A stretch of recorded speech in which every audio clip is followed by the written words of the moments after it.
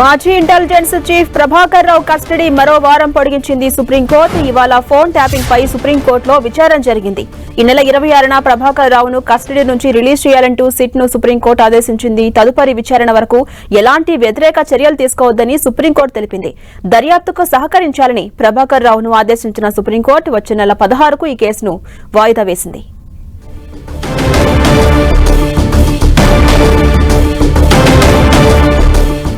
మాజీ intelligence chief Prabhakar Rao custody మరొక వారం పొడిగించింది సుప్రీంకోర్టు. ఇవాళ ఫోన్ ట్యాపింగ్ పై సుప్రీంకోర్టులో విచారణ కొనసాగింది. ఈ నెల 26 వరకు కూడా ప్రభాకర్ రావును కస్టడీ నుంచి రిలీజ్ చేయాలంటూ సిట్ ను సుప్రీంకోర్టు ఆదేశించింది. అదేవిధంగా తదుపరి విచారణ వరకు ఎటువంటి వ్యతిరేక చర్యలకు తీసుకోవద్దు, పాల్పడకూడదని సుప్రీంకోర్టు స్పష్టం చేసింది. అటు ఇంటెలిజెన్స్ చీఫ్ ప్రభాకర్ రావును కూడా ఈ కేసుకు దర్యాప్తుకు సహకరించాలని ఆదేశించింది సుప్రీంకోర్టు. వచ్చే నెల 16కు ఈ కేసు విచారణను వాయిదా వేసింది. అప్డేట్స్ మా ప్రతినిధి గోపి అందిస్తారు. గోపి, జాన్సన్, సుప్రీంకోర్టులో ఈరోజు ఏదైతే టెలిఫోన్ ట్యాపింగ్ కి సంబంధించిన కేసు పైన విచారణ కొనసాగింది. గత సందర్భంగా కూడా ఆయనను పోలీస్ కస్టడీకి ఇస్తూ ఉత్తర్వులు జారీ చేయడం జరిగింది. ఆ గడువు నేటితోటి ముగియడంతో మరోసారి కోర్టులో ఇటు ఇరుపక్షాల వాదనలు అయితే వినిపించడం జరిగింది. అయితే ప్రభాకర్ రావు విచారణకు సహకరించట్లేదు.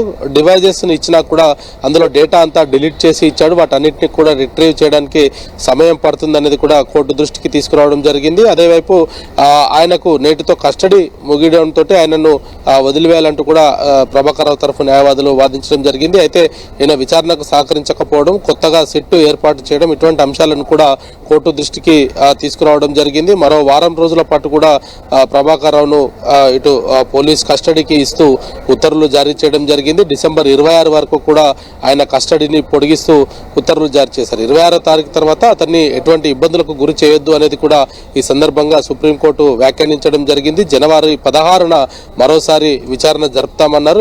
రేపటి నుంచి సుప్రీంకోర్టుకు శీతాకాల హాలిడేస్ ఉన్న నేపథ్యంలో జనవరి 16వ తేదీన మరోసారి ప్రభాకర్ రావు కేసు విచారణకు రానుంది. ఏదైతే టెలిఫోన్ ట్యాపింగ్ కి సంబంధించి ఇప్పటికే అనేక మందిని కూడా అరెస్ట్ చేయడం జరిగింది. వాళ్ళంతా కూడా సాధారణ బెయిల్ పైన ఉన్నారు. తన క్లయింట్ విదేశాల నుంచి వచ్చాడు. అతను కోర్టు కొంత ప్రొటెక్షన్ ఇవ్వడం జరిగింది. కాబట్టి అతను విచారణలో అనేక విషయాలను కూడా ఇప్పటికే పోలీసు వారికి చెప్పడం జరిగింది. 90 సార్లు కూడా ఆయన విచారణకు హాజరయ్యారు. ఇంకా అతని వద్ద ఎటువంటి సమాచారం లేదు. కాబట్టి ఆయనను విచారణకు ఇవ్వద్దు, కస్టడీకి ఇవ్వద్దు అంటూ కూడా ప్రభాకర్ రావు తరఫు న్యాయవాదులు చెప్పడం జరిగింది. అయితే ఈ కేసులో ఎస్ఐబి చీఫ్ గా ఉన్న అతను అనేక మంది ఇటు జడ్జిలు, జర్నలిస్టులు, ఇతర వ్యక్తుల టెలిఫోన్లను కూడా ట్యాపింగ్ చేసినట్టుగా కూడా ఇప్పటికే కోర్టు దృష్టికి తీసుకురావడం జరిగింది. వీటన్నిటికి సంబంధించిన ఆధారాలను తన అధికారాన్ని దుర్వినియోగం చేసి ఆయన ఈ ఆధారాలన్నింటినీ కూడా ధ్వంసం చేశారనేది కూడా ఇటు పిటిషనర్ తరపు న్యాయవాదులు వాదించడం జరిగింది. అయితే ఈ సందర్భంగా కూడా ఒక ఇంట్రెస్టింగ్ వాదనలు కూడా కొనసాగాయని చెప్పొచ్చు. ఎందుకంటే అతను కావాలని చేయలేదు, ఆయన సీనియర్ అధికారులు ఆయన చేత ఈ యొక్క డిలీట్ చేయించారనేది కూడా ప్రభాకర్ రావు తరఫు న్యాయవాదులు చెప్పినప్పుడు ఏదైనా ఒక మనిషిని హత్య చేయమంటే కూడా అదే విధంగా చేస్తారా అంటూ కూడా కోర్టు అభిప్రాయపడడం జరిగింది. సో జనవరి 16న మరోసారి ఈ కేసును విచారణ జరుపుతామంటూ కూడా జస్టిస్ నాగరత్నం బెంచ్ నిర్ణయం తీసుకోవడం జరిగింది. జాన్సీ. Thank you Gopi.